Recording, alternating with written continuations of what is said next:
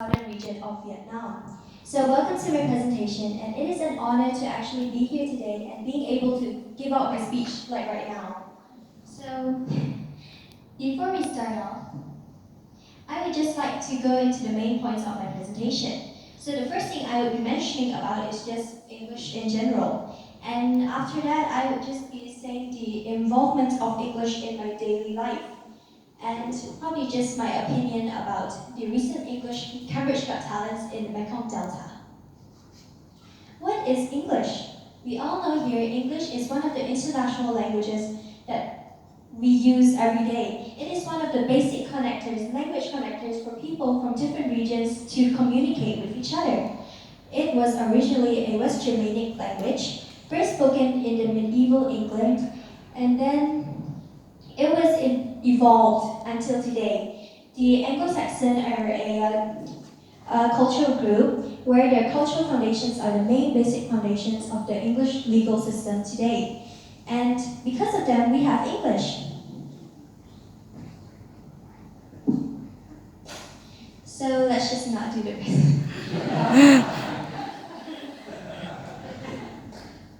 So anyways, as I was saying, in the 18th century, English was then introduced to different countries and different parts of the world because of the Anglo-Saxon, which I just mentioned.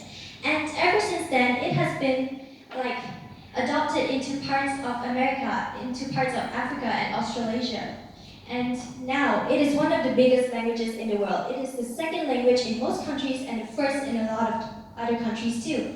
We can see that English is really important to our whole world. Now, English is the second language for me, after Vietnamese.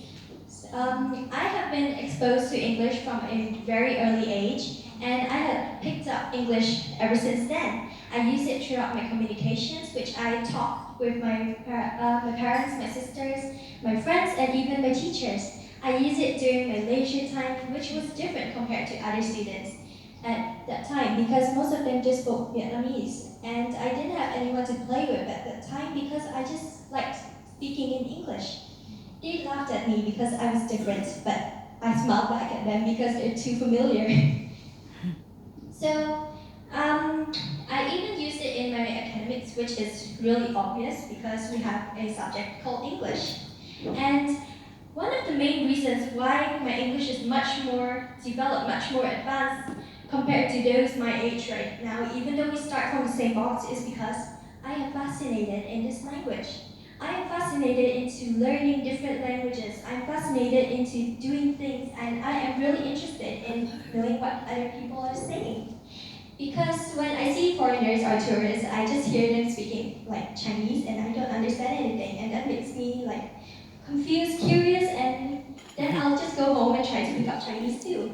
But English is one of the basic languages, basic main languages that we all know, and that's why I'm still really keen on studying it now. Today, I'm still trying to improve my English throughout the three main ways I did, but of course, much more advanced, much more complex, more vocabulary, more grammar structures, and etc. because I myself believe English will affect my future. I have a dream of studying abroad because I just don't like to be in my comfort zone for so long. I just want to open my eyes and be able to see the world. What is there left for me to discover? What have other people experienced that I haven't? I just want to know. I'm a very curious person, and people might say curiosity might kill the cat, but it hasn't killed me yet. So I will still continue to be curious, and I will continue to do so. Another reason why is that even though if I can't study abroad and I just want to find a job, people would always put the factor understanding of English on the first thing that you apply to when you find a job. Because everyone wants the best quality for their company, and I just have to fight to be the best. And that is why I'm just trying to be the best version of myself. We all are. And I know that you're all still trying to be the best because this isn't enough. We just still want to aim higher and higher until the highest we can. And I'm encouraged from a young age to do so from my parents. English has brought me to a lot of contests and competitions, such as English speaking competitions, and the most recent, the Cambridge Got Talents in the Mekong Delta. I find it a very unique competition, to be honest, because all that I have been to is just students standing on the stage talking and then going down. And there wasn't anything called arts or music, and it was so dull. But this competition is just a mixture of English and arts and everything together. So it is really fascinating in my opinion.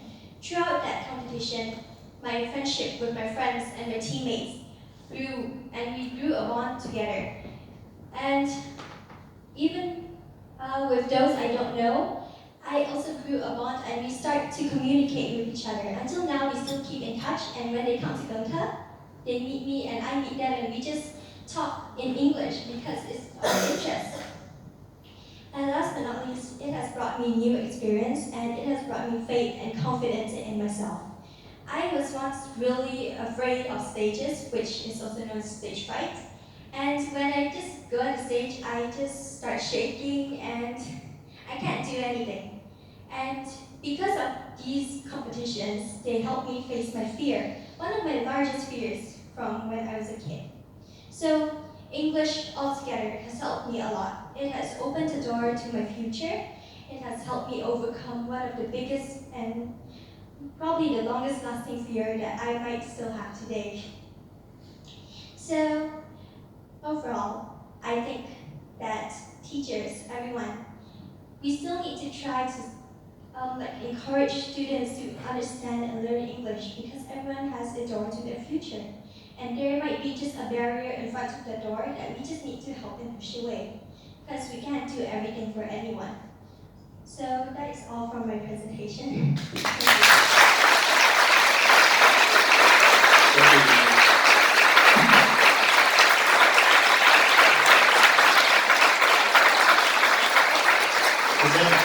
Thank you.